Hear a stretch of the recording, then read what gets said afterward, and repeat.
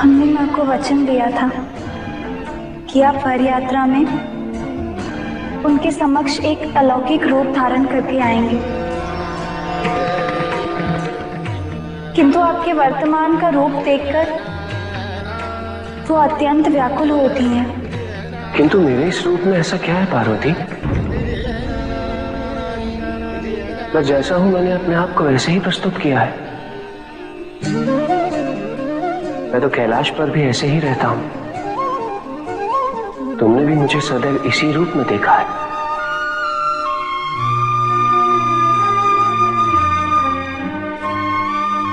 मेरे इसी रूप से प्रेम किया है तुमने। हमारी बात और है,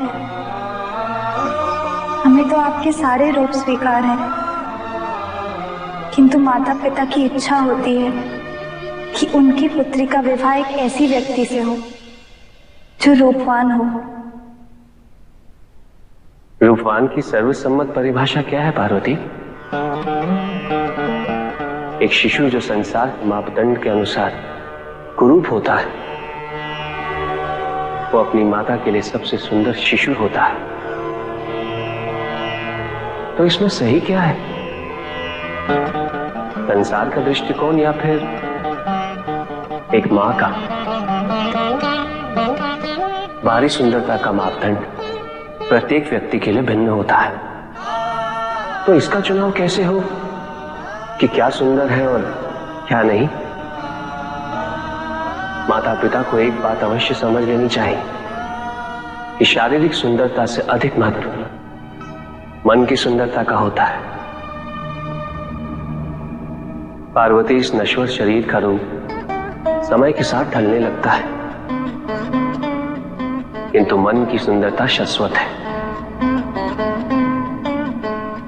इतना सा सत्य यदि मनुष्य समझ जाए तो क्या वो भगवान नहीं बन जाएंगे? मनुष्य तो स्वयं अपने मन का विश्लेषण नहीं कर पाता, नहीं समझ पाता कि उसके मन में क्या है और क्यों है, तो वो औरों के मन की सुंदरता कैसे समझेगा? इसीलिए वो बाहरी रूप को अंतर्मन की सुंदरता का प्रत्यक्षीकरण समझ लेते हैं। हमारी माँ भी मनुष्य योनि से ही जन्मी है। संभवतः इसी कारण उनकी सोच भी उसी संकीर्णता से ग्रसित हो।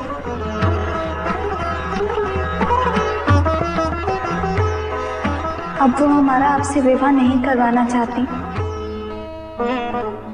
उनकी इच्छा है कि हमारा विवाह इस संसार के सबसे सुंदरतम व्यक्ति से संपन्न हो, और हम जानते हैं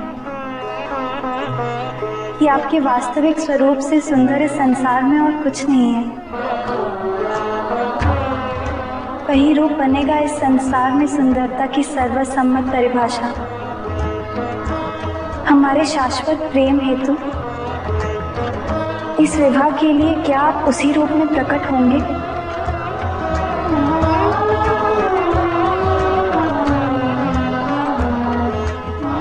बताइए महादेव, प्रकट होंगे?